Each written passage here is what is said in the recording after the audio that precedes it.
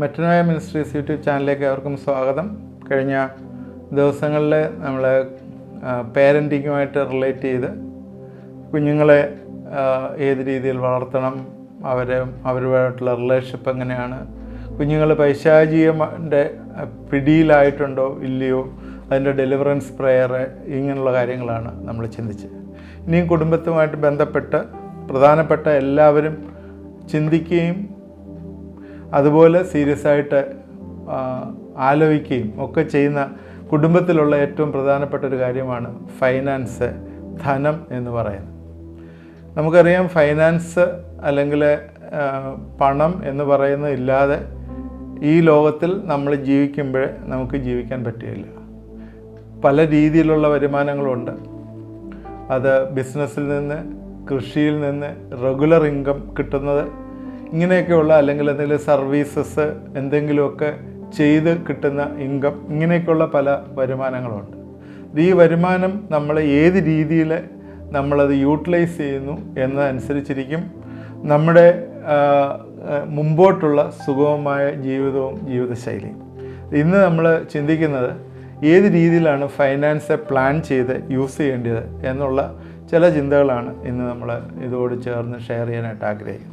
ഇതെല്ലാവർക്കും പ്രയോജനമാണ്. സാധാരണ ഇതൊരു ക്രിസ്ത്യൻ പ്രിൻസിപ്പിളിനെയൊക്കെ ഉപരിയായിട്ട്, ക്രിസ്ത്യൻ പ്രിൻസിപ്പിൾ നമ്മളിതിൽ പറയും, അതിനൊക്കെ ഉപരിയായിട്ട് ഏത് രീതിയിലാണ് നമുക്ക് ചെറിയൊരു തുലവും ചെറിയൊരു വരുമാനം, അത് വെച്ച് ഞാൻ തുടങ്ങുന്നത് ചെറിയ വരുമാനത്തിൽ നിന്നാണ്. കാരണം ഇത് കാണുന്നവർക്ക് പലരും 1 ലക്ഷവും 2 ലക്ഷവും ഒക്കെ മന്ത്ലി വരുമാനമുള്ളവരൊക്കെ തീരെ കുറവാണ്. നമുക്കറിയാം, ഇപ്പോഴ് കോവിഡൊക്കെ കഴിഞ്ഞ്, അത് മാത്രമല്ല അതിന് ശേഷമൊക്കെ ഈ ജോലി സാധ്യതകളും ഒക്കെ കുറഞ്ഞു വരുന്ന ഒരു സാഹചര്യത്തിൽ പലരുടെയും വരുമാനങ്ങൾ ശുഷ്കിച്ചും പലർക്കും എന്ന് വെച്ചാൽ വരവും ചെലവും കൂടി മുട്ടിപ്പോകാൻ തന്നെ ബുദ്ധിമുട്ടായിരിക്കുന്ന സാഹചര്യങ്ങൾ, ലോൺ എടുത്തിട്ടുള്ള സാഹചര്യങ്ങൾ, ഇങ്ങനെയൊക്കെയുള്ള സാഹചര്യങ്ങളുണ്ട്. കാരണം പ്രെയർ റിക്വസ്റ്റുകളിൽ കടബാധ്യതയ്ക്ക് വേണ്ടി കടത്തിനകത്ത് നിൽക്കുന്നവരുടെ അതിൽ നിന്ന് ഒരു റിലീസ് വരാനായിട്ടൊക്കെയുള്ള പ്രാർത്ഥനകൾ നമുക്ക് പലപ്പോഴും കിട്ടുന്നതാണ്. അതുകൊണ്ട് ഇതിനെക്കുറിച്ച് സീരിയസ് ആയിട്ട് ചിന്തിക്കുകയും പ്രാർത്ഥിക്കുകയും ചെയ്യണം. ഈ ബഡ്ജറ്റ് എന്ന് പറയുമ്പോൾ നമ്മൾ പലപ്പോഴും ശ്രദ്ധിക്കുന്ന ഒരു കാര്യമാണ് ബഡ്ജറ്റ് എന്ന് പറയുന്നത്. വെച്ചാൽ നമുക്ക് കിട്ടുന്ന വരുമാനവും നമുക്ക് ചിലവാകുന്ന തുകയും. പെട്ടെന്ന് നമുക്ക് ചിലവ് വർദ്ധിക്കാനുള്ള ചില കാരണങ്ങൾ എന്ന് പറഞ്ഞാൽ നമ്മൾ ചിന്തിക്കാത്ത ചില അൺഫോർസീൻ എക്സ്പെൻസ് നമ്മൾ കാണാത്ത, പ്രത്യേകിച്ചും മെഡിക്കൽ എക്സ്പെൻസ്, അതുപോലെ പെട്ടെന്നൊരു ആക്സിഡൻറ്റ്, അങ്ങനെയൊക്കെയുള്ള എന്തെങ്കിലും ഒരു കാര്യങ്ങൾ വരിക. ഇതൊക്കെയാണ് നമ്മൾ അറിയാൻ വയ്യാത്ത ചില, നമുക്ക് പ്ലാൻ ചെയ്യാത്ത ചില എക്സ്പെൻസ്. അതുകൂടാതെ സാധാരണയുള്ളതെല്ലാം റെഗുലർ എക്സ്പെൻസിൽ വരുന്നതാണ്. ഇപ്പം കിട്ടുന്ന തുക അനുസരിച്ചായിരിക്കണം നമ്മൾ പ്ലാൻ ചെയ്യേണ്ടത്. നമ്മളെ വരുമാന മാർഗങ്ങൾ, ചില വീടുകളിൽ 2 പേര് ജോലി ചെയ്യുന്നവരുണ്ട്, ഭാര്യയും ഭർത്താവും ജോലി ചെയ്യുന്നവരുണ്ട്.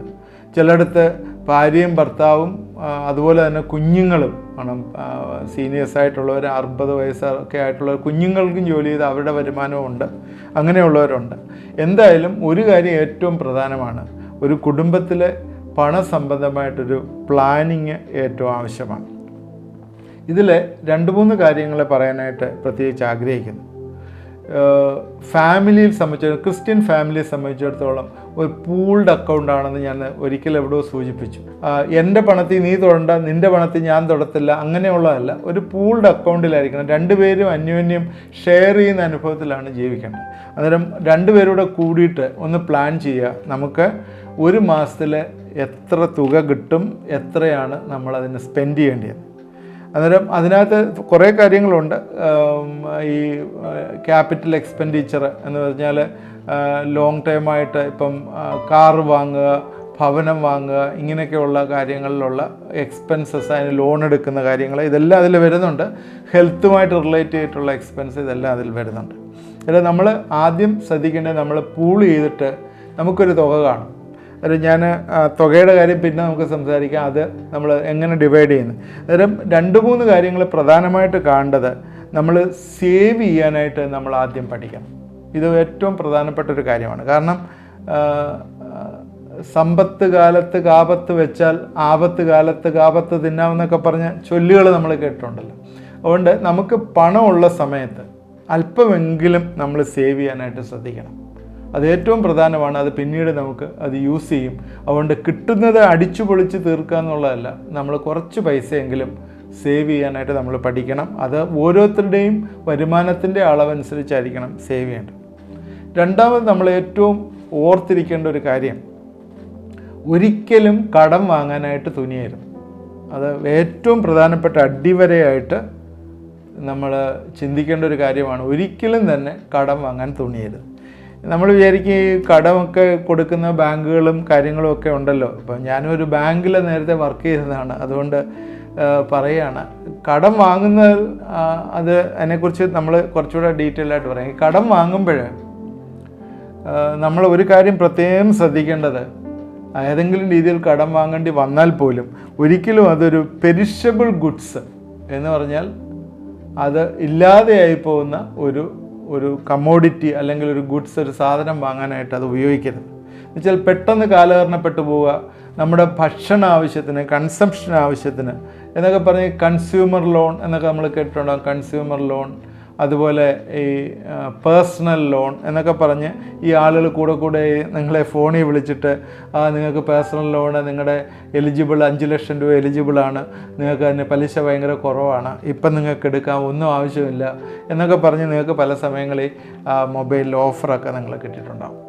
ഈ കടം വാങ്ങുന്ന കാര്യം നമ്മൾ പ്രത്യേകം ശ്രദ്ധിക്കുക. അറിയാതെ അതിനകത്ത് അകപ്പെട്ടു പോയാൽ അതൊരു വലിയൊരു കെണിയാണ് എന്ന് നമ്മളൊരിക്കലും മറന്നു പോകരുത്. അതുകൊണ്ട് കടം വാങ്ങുന്നതിൽ ഏറ്റവും ശ്രദ്ധിക്കണം, ഒരിക്കലും കടം വാങ്ങാൻ തുനിയരുത്. എന്നാൽ സപ്പോസ് ഒരു വീട് വെക്കുന്നു, ഇപ്പം വീട് മനുഷ്യൻ്റെ ആവശ്യമാണ്, ഭക്ഷണം, വസ്ത്രം, പാർപ്പിടം ഒക്കെ മനുഷ്യന് ആവശ്യമാണ്. അപ്പോൾ വീട് വെക്കാനായിട്ട് തുടങ്ങുമ്പോൾ കുറച്ച് ഫണ്ട് തികയാതെ വന്നുവെങ്കിൽ അതിൽ നിന്ന് എടുക്കുന്നത് നല്ലതാണ്. അതൊരു ലോങ് ടേമാണ്. ഒരു 15-20 വർഷം കൊണ്ട് ഒരു EMI ചെറിയൊരു തുക തിരിച്ചടയ്ക്കുന്ന ഇതാണ്. നിങ്ങളുടെ വരുമാനം അനുസരിച്ച് അത് കിട്ടുള്ളൂ, അല്ലാതെ കിട്ടത്തുമില്ല.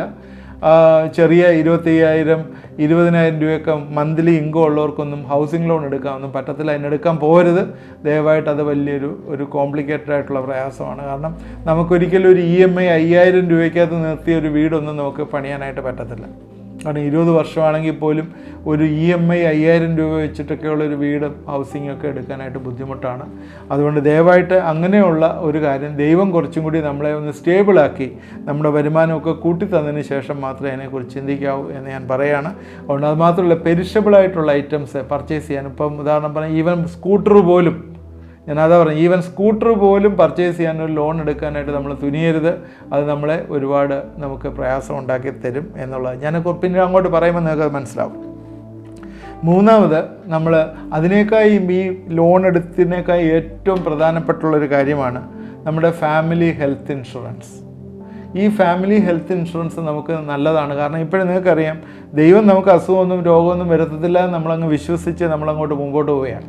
എന്നാൽ ഒരിക്കലും പ്രതീക്ഷിക്കാത്ത പോലെ ചെറിയൊരു അസുഖം വരികയൊക്കെ ചെയ്യുകയാണെങ്കിൽ ഒരു ഹോസ്പിറ്റൽ അഡ്മിഷനോ ഒക്കെ വരിക, അപ്പോൾ രോഗങ്ങൾ വരുന്ന ഒരുപാട് കൂടിയിരിക്കുക. നേരത്തെ പോലെയല്ല, നേരത്തെ പോലുള്ള ഇൻഷുറൻസ് അല്ല. 10-20 വർഷത്തിന് മുമ്പ് രോഗങ്ങൾ കുറവായിരുന്നു, ഉണ്ടെങ്കിൽ പോലും തന്നെ ട്രീറ്റ്മെൻറ്റിൻ്റെ ഫെസിലിറ്റികളും അതുപോലെയൊക്കെ കുറവാണ്. നമ്മൾ കഷായവും അല്ലെങ്കിൽ ചെറിയ കൈവിദ്യകൾ കൊണ്ടൊക്കെ ദൈവം നമ്മളോട് കൂടെ ഇരുന്ന് നമ്മളതെല്ലാം സപ്രസ് ചെയ്ത് മുമ്പോട്ട് പോയിക്കൊണ്ടിരിക്കുകയാണ്. ഇപ്പോൾ അങ്ങനെയല്ല. കൊച്ചിനൊരു പെട്ടെന്നൊരു പനി വന്നാൽ പോലും പെട്ടെന്നെടുത്ത് ഹോസ്പിറ്റലിൽ കൊണ്ടുപോകും. ഹോസ്പിറ്റലിൽ കൊണ്ടുപോകുമ്പോൾ എന്താ ചെയ്യുന്നത്, ഒരു 10-20 ചെക്കിങ്, ബ്ലഡ് ചെക്ക് ചെയ്യുന്നു, അത് ചെയ്യുന്നു. കാരണം നമുക്കും അറിയത്തില്ല, കുഞ്ഞുങ്ങളുടെ അല്ലേ, നമ്മൾ കുഞ്ഞുങ്ങളെ അങ്ങനെ കരുതാതിരിക്കാൻ പറ്റില്ലല്ലോ. ഹോസ്പിറ്റലിൽ കൊണ്ടുപോകുന്നു, അങ്ങനെ ചെക്കിങ്, അവർ പറയുന്നു അഡ്മിറ്റ് ചെയ്യുന്നു, ഒരു 2 ദിവസം അഡ്മിഷൻ, ഇതെല്ലാം കഴിഞ്ഞ് സാധാരണ ഒരു വൈറൽ ഫീവർ ആയിരിക്കും. അത് കഴിഞ്ഞ് തിരിച്ച് വിടുമ്പോഴത്തേക്ക് ബില്ല് വരുമ്പോഴത്തേക്ക് ചിലപ്പോൾ ഒരു 20,000 30,000 ഒക്കെ രൂപയാണ് ബില്ല് വരുന്നത്. ഇത് പെട്ടെന്ന് നിൽക്കുമ്പം ഒരു മാസം 20,000 രൂപ കിട്ടുന്ന ഒരാൾക്ക് അത് പേ ചെയ്യാനായിട്ട് ബുദ്ധിമുട്ടാണ്. അതുകൊണ്ട് ഒരു ഫാമിലി ഹെൽത്ത് ഇൻഷുറൻസ് എടുക്കുന്നത് നല്ലതാണ്. ഈ ചെറുതായിട്ടുള്ള ചില കമ്പനികളുണ്ട്, അതിലൊക്കെ 4,000-5,000 രൂപയ്ക്കൊക്കെ ഒരു വർഷത്തിലുള്ള പ്രീമിയത്തിൽ, അല്ലെങ്കിൽ മാക്സിമം പോയ ഒരു 10,000 രൂപ പ്രീമിയത്തിലൊക്കെ യങ്ങായിട്ടുള്ള ആളുകൾക്ക് ഒരു ഇൻഷുറൻസൊക്കെ 2 ലക്ഷം രൂപ അല്ലെങ്കിൽ 4 ലക്ഷം രൂപ കവർ ചെയ്യുന്ന ഒരു ഇൻഷുറൻസ് ഒക്കെ എടുക്കുന്നത് ഒരു രീതിയിൽ നല്ലതാണ്. ഇപ്പോഴത്തെ ഈ മരുന്നുകളുടെ എക്സ്പെൻസ് വെച്ചിട്ടാണ് ഞാൻ പറയുന്നത്. പണ്ടൊന്നും ഇതുപോലെ ഇല്ലായിരുന്നു, എന്നാൽ അത്രയും കൊണ്ടുപോകത്ത് പോലും ഇല്ല. എന്തെങ്കിലും ഒരു കൊച്ചിനൊരു അസുഖം വന്നു കഴിഞ്ഞാൽ എന്താ ചെയ്യുന്നത്, നമ്മൾ ഈ ഞവരയിലൊക്കെ പിഴിഞ്ഞ് അതൊക്കെ കൊടുക്കുകയും അല്ലെങ്കിൽ എന്തെങ്കിലും പാരസെറ്റമോളിൻ്റെ സിറപ്പ് വാങ്ങിച്ചു കൊടുക്കുകയും അല്ലെങ്കിൽ ഹോമിയോയിൽ പോയിട്ട് മരുന്ന് വാങ്ങിച്ചു കൊടുക്കുകയും ഒക്കെ ചെയ്യുന്ന അവസ്ഥകളായിരുന്നു പണ്ടുണ്ടായിരുന്നത്. അതിനൊക്കെ ചെറിയ ലിമിറ്റഡ് ആയിട്ടുള്ള എക്സ്പെൻസാണ്. ഇപ്പോൾ അങ്ങനെയല്ല. ഇപ്പോൾ ഈ വരുന്ന അസുഖങ്ങൾ പോലും എന്താണെന്ന് അറിയത്തില്ല. കാരണം ശ്വാസം മുട്ടൽ, വീസിങ്, അതുപോലുള്ള പ്രയാസങ്ങളൊക്കെ വരുമ്പോഴേ പേരൻസ് എപ്പോഴും വലിയ ഒരു സ്ട്രഗിളിൽ കൂടെ കടന്നു പോവുകയാണ്. എന്ത് ചെയ്യണം എന്നുള്ള ഒരു പേടി. അപ്പോഴേ ഹോസ്പിറ്റലിൽ കാണും. ഇപ്പോൾ ഹോസ്പിറ്റൽ ഇഷ്ടംപോലെ ഉണ്ട്. ഓരോ മുക്കിലും ഓരോ ഹോസ്പിറ്റൽ തുടങ്ങി ഇങ്ങനെ ഇരിക്കുകയാണ്. അതുകൊണ്ട് ഇതിലേക്ക് നമ്മൾ ഒരുപാട് പേടിച്ച് നമ്മൾ ഹെൽത്തിലേക്ക് നമ്മൾ ഒരുപാട് പൈസ പോകാറുണ്ട്. അപ്പോൾ 3 കാര്യങ്ങളാണ്. 1 സേവ് ചെയ്യണം, 2 കടമെടുക്കരുത്, 3 ഹെൽത്ത് ഇൻഷുറൻസ് വേണം. ഇതൊക്കെ ജനറലായിട്ടുള്ള കാര്യങ്ങളാണ്. ഏറ്റവും പ്രധാനമായിട്ട് നമുക്കിപ്പം എത്ര തുക കിട്ടിയാലും അതിൽ പഴയ നിയമത്തിൻ്റെ ദൈവകൽപ്പന പ്രകാരം നമ്മൾ അത്രയെങ്കിലും ഒരു 10% എങ്കിലും ദൈവവേലയ്ക്കും ദൈവപ്രവൃത്തിക്കും മാറ്റി വെക്കണം. ഈ ടൈത്ത് എന്നൊക്കെ പറയുന്നതിനെക്കുറിച്ചുള്ള ഒരുപാട് പഠിപ്പിക്കലുണ്ട്. പഴയ നിയമത്തിലാണ്, പുതിയ നിയമത്തിലില്ല. അതുപോലെ പഴയ നിയമത്തിലാണ് 10 ഭാഗം കൊടുത്തിരുന്നത്. ലേവ്യ ഗോത്രത്തിന് പണി ചെയ്യാൻ പറ്റത്തില്ലായിരുന്നു, അവർക്ക് വസ്തുവില്ലായിരുന്നു. അതുകൊണ്ട് അവർക്ക് 11 ഇരട്ടി മറ്റവർക്ക് കിട്ടുന്നതിനേക്കാളും 1 ഇരട്ടി കൂടുതലായിരുന്നു. 12 ഗോത്രത്തിനകത്ത് 11 പേരും 10% കൊടുത്തു കഴിയുമ്പോൾ ഒരാൾക്ക് 10% കൂടെ 1% കൂടെ കിട്ടുമല്ലോ. അന്നേരം എന്നുവെച്ചാൽ ഒരു വിഹിതം കൂടെ കിട്ടും. ആ ഒരു രീതിയിലുള്ള ചിന്തയിലൊക്കെയാണ് ഓൾഡ് ടെസ്റ്റ്മെന്റിലെ ദൈവം കരുതിയിരുന്നത്. പുതിയ നിയമത്തിലേക്ക് വരുമ്പോൾ അങ്ങനെയല്ല. ആവശ്യം അനുസരിച്ച്, നീഡ് അനുസരിച്ച് കൊടുക്കാനായിട്ടാണ് പറഞ്ഞിരിക്കുന്നത്. നീഡ് അനുസരിച്ച് കൊടുക്കുക എന്ന് പറഞ്ഞാൽ പുതിയ നിയമത്തിലെ കാര്യവിചാരം നമ്മൾ പഠിക്കുമ്പോഴേ നമ്മുടെ സ്വത്ത് മുഴുവൻ ദൈവത്തിനുള്ള, അങ്ങനെയാണ് പുതിയ നിയമത്തിൽ പഠിപ്പിക്കുന്നത്. എല്ലാം ദൈവത്തിനുള്ള, 10% മുഴുവൻ ദൈവത്തിനുള്ള. ദൈവത്തിന് മുഴുവൻ കൊടുത്തിട്ട് നമുക്ക് ആവശ്യമുള്ള ദൈവത്തിൽ നിന്ന് വാങ്ങിക്കാം. ഇതാണ് പുതിയ നിയമത്തിലെ പഠിപ്പിക്കൽ. അതുകൊണ്ട് 10%, 15%, 20% എന്നുള്ള രീതിയിലല്ല നമ്മൾ ചിന്തിക്കേണ്ടത്. നമ്മൾ അറ്റ്ലീസ്റ്റ് ഒരു 10% എങ്കിലും, ഞാൻ ഏറ്റവും ബേസായിട്ട് പറയുകയാണ്, നമ്മളത് സെപ്പറേറ്റ് ചെയ്ത് കർത്താവിന് കൊടുക്കാനായിട്ട് അല്ലെങ്കിൽ ദൈവവേലയ്ക്ക് കൊടുക്കാനായിട്ട് മാറ്റിവെക്കണം. ഞാൻ ഒരിക്കലും പറയത്തില്ല അത് നിങ്ങളുടെ ചർച്ചിലെ കൊണ്ട് പാസ്റ്റർക്ക് കൊടുക്കണമെന്നോ ചർച്ചിന് കൊണ്ട് കൊടുക്കണമെന്നോ അങ്ങനെയൊന്നും ബൈബിളിൽ പറഞ്ഞിട്ടില്ല. നമ്മൾ ഒരുപാട് തെറ്റായിട്ട് ഓരോ വാക്യങ്ങളെടുത്ത് പഠിപ്പിച്ച് നിങ്ങൾ കാരണം അവർക്ക് ജീവിച്ചു പോകണം, പാസ്റ്റർക്ക് ജീവിച്ചു പോകണം, അവർക്ക് ജീവിക്കേണ്ട വരുമാനം വേണം. അതുകൊണ്ട് ഇങ്ങനെ നമ്മൾ പഠിപ്പിച്ച് ഇങ്ങനെ 10% കൊണ്ടുവരണം, 10 കൊല വെട്ടിയ 1 കൊല പള്ളിക്ക് കൊടുക്കണം, അങ്ങനെയൊന്നും അല്ല ബൈബിൾ പറഞ്ഞിരിക്കുന്നത്. ശരിക്കും നമ്മൾ പറഞ്ഞ് മനസ്സിലാക്കണം. നിങ്ങൾക്ക് അതിനെതിരായിട്ട് എന്തെങ്കിലും പറയാനുണ്ടെങ്കിൽ നിങ്ങൾക്ക് താഴെ ആ കമൻറ്റ് ബോക്സിൽ കമൻറ്റ് ഇടുക. അതങ്ങനെയല്ല എന്ന് പറയുകയാണെങ്കിൽ നിങ്ങൾ കമൻറ്റ് ഇടുക. ദൈവവേലയ്ക്ക് ദൈവത്തിന് വേണ്ടി സമർപ്പിക്കാനാണ് പറയുന്നത്. ദൈവവേലയ്ക്ക് കൊടുക്കുക. ദൈവവേല എന്ന് പറയുന്നത് നമ്മുടെ ഓൺ ചർച്ചിലുള്ള മാത്രമല്ല ദൈവവേല. ഒരുപാട് ദൈവവേല ലോകത്ത് നടക്കുന്നുണ്ട്, ഒരുപാട് സ്ഥലങ്ങളിൽ നടക്കുന്നുണ്ട്. അതിനകത്തൊക്കെ നമുക്ക് പാർട്ടിസിപ്പേറ്റ് ചെയ്യാനായിട്ട് പറ്റും. അതിലെല്ലാം നമുക്ക് പാർട്ടിസിപ്പേറ്റ് ചെയ്യാൻ പറ്റും. അത്രയും നല്ലതാണ്. അതുകൊണ്ട് അതിലെ കൂടുതൽ വിശകലനത്തിലേക്ക് പോകുന്നില്ല. നേരത്തെ പറഞ്ഞ പോലെ കുറച്ച് തുക, അറ്റ്ലീസ്റ്റ് ഒരു 10% എങ്കിലും നമ്മൾ ദൈവവേലയ്ക്കായിട്ട് മാറ്റിവെക്കുക. അന്നേരം ഈ 10%, അന്നേരം ഞാനിതൊരു എക്സാമ്പിൾ കോട്ട് ചെയ്തെടുക്കുകയാണ്.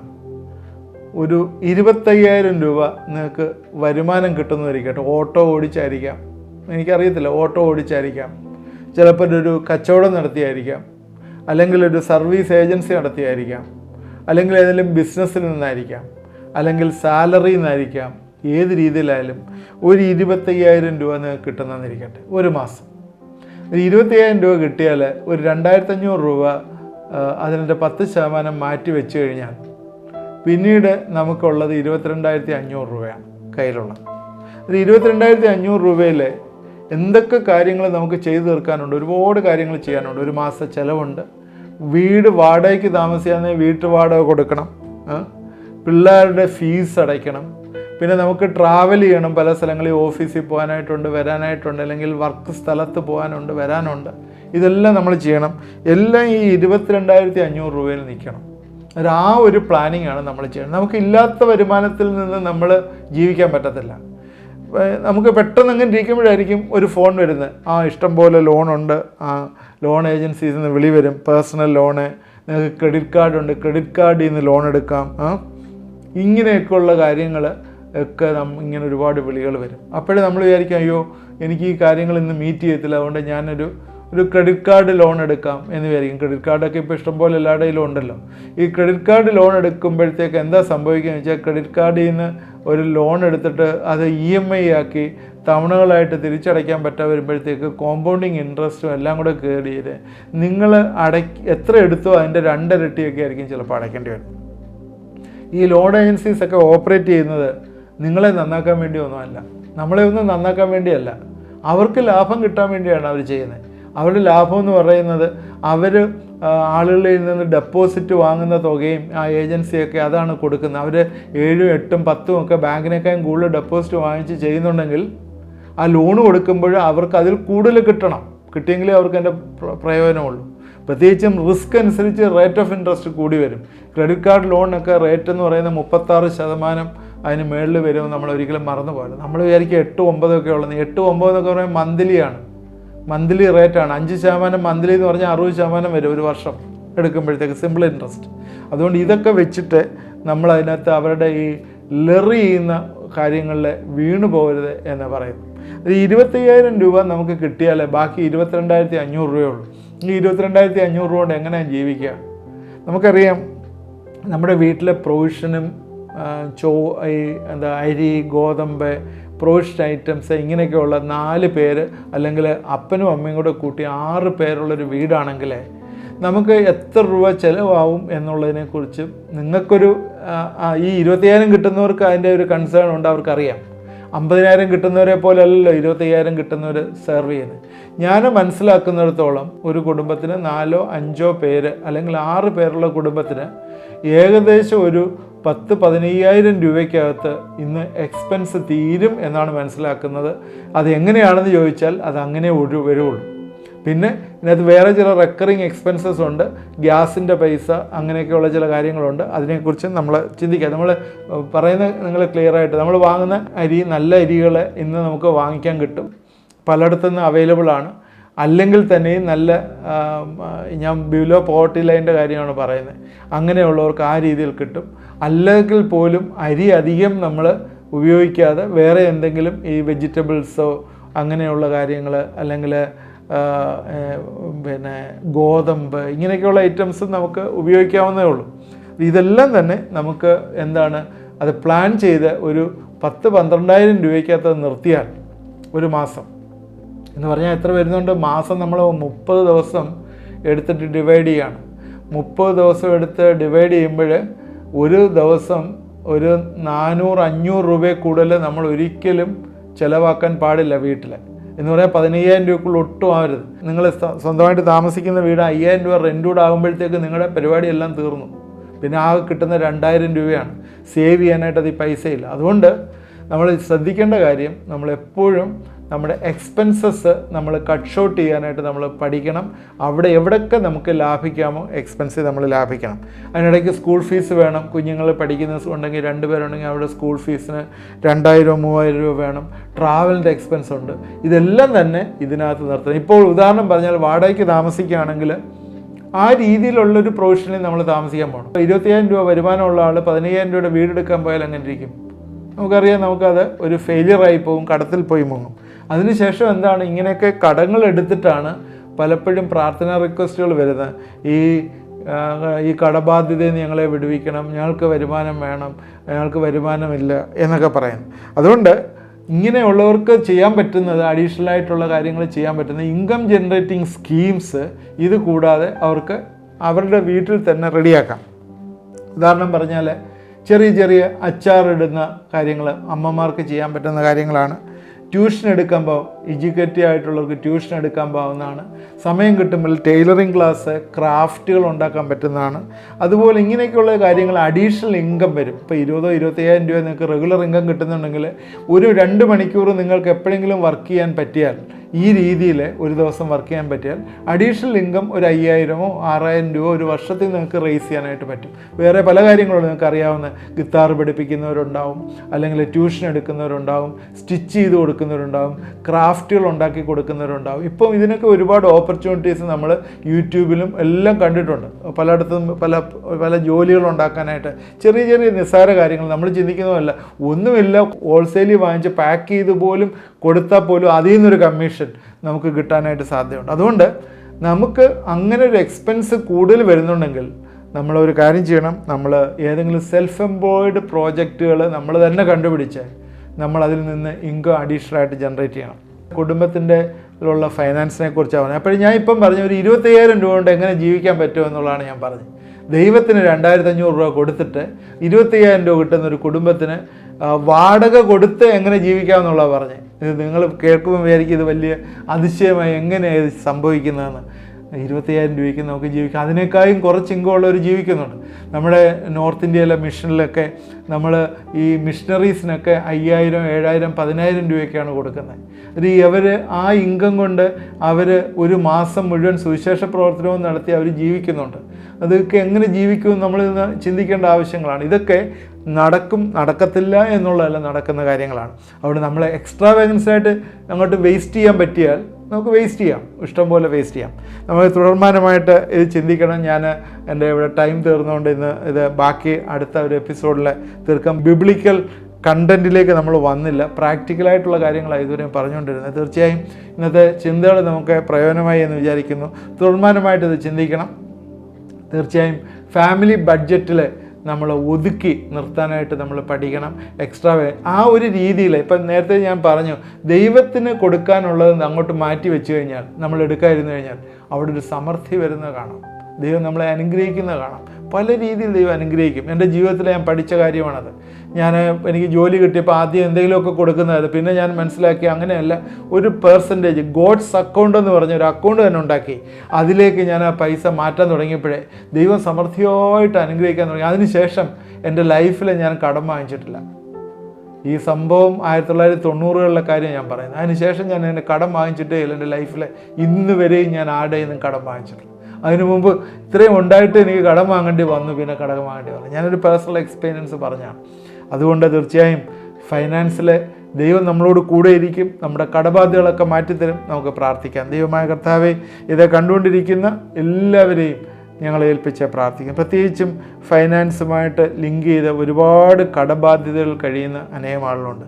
പല കാര്യങ്ങളിലും എടുത്തു ചാടി ബുദ്ധിയില്ലാതെ തെറ്റിപ്പോയി കടബാധ്യമായിരിക്കുന്ന ചില ആളുകൾ. കുടുംബങ്ങളെ ഞങ്ങൾ ഈ തരണത്തിൽ ഏൽപ്പിച്ച് പ്രാർത്ഥിക്കുകയാണ്.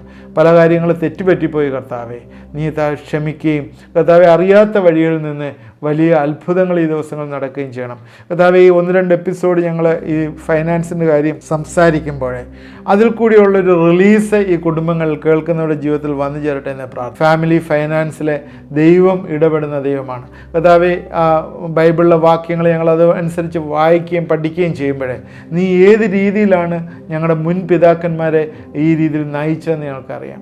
അത് ഞങ്ങൾ മനസ്സിലാക്കുകയും അത് ഞങ്ങളുടെ ജീവിതങ്ങൾ ഏറ്റെടുക്കുകയും ചെയ്യുവാനായിട്ട് ഈ ദിവസങ്ങൾ ഞങ്ങളെ ഇടവരുത്തും സഹായിക്കുകയും ചെയ്യണമെന്ന് പ്രാർത്ഥിക്കുന്നു. ഇത് കണ്ടുകൊണ്ടിരുന്ന പ്രിയപ്പെട്ടവരൊക്കെ ഞങ്ങൾ അനുഗ്രഹിച്ച് പ്രാർത്ഥിക്കുന്നു. ഫൈനാൻസ് മേഖലകളിൽ വലിയൊരു ഡെലിവറൻസ് നീ കൊടുക്കണം. കുഞ്ഞുങ്ങളുടെ ഫീസ് അടയ്ക്കാനില്ലാത്തവരുണ്ട്, റെൻറ്റ് കൊടുക്കാൻ ബുദ്ധിമുട്ടായിട്ടിരിക്കുന്നവരുണ്ട്, വീട് പണി തുടങ്ങി പകുതി വഴിയിലാക്കിയിട്ടിരിക്കുന്നവരുണ്ട്, ഒരുപാട് ഫൈനാൻഷ്യലായിട്ടുള്ള ബേർഡനിൽ ലോൺ തിരിച്ചടയ്ക്കാതെ ജപ്തിയൊക്കെ ആയിരിക്കുന്നവരുണ്ട്. കർത്താവേ, ഞങ്ങൾ അവരെയൊക്കെ ദൈവരങ്ങളിലേക്ക് സമർപ്പിക്കുക. നീ വഴിയും വാതിലും ഒക്കെ തുറന്നു കൊടുക്കുന്ന ദൈവമാണ്. കാര്യങ്ങൾ ചിന്തിച്ച് ദൈവസന്നിധിയിലിരുന്ന് കർത്താവെ ദൈവത്തോട് ഏറ്റുപറഞ്ഞ് പ്രാർത്ഥിച്ച് അനുഗ്രഹങ്ങളെ പ്രാപിപ്പാൻ ഈ ദിവസങ്ങളിലെ ഈ കുടുംബങ്ങളെ ഇടവരുത്തുകയും സഹായിക്കുകയും ചെയ്യണം. യേശുക്രിസ്തുവിൻ്റെ നാമത്തിൽ പ്രാർത്ഥിക്കുന്നു, കേൾക്കുമാറാണമേ. ആമേൻ. തുടർമാനമായിട്ട് ഇത് കാണണം. അടുത്ത എപ്പിസോഡിൽ ഇത് കണ്ടിന്യൂ ചെയ്യുന്നതാണ്. നിങ്ങളുടെ ഫ്രണ്ട്സിന് ഇത് ഷെയർ ചെയ്ത് കൊടുക്കണം.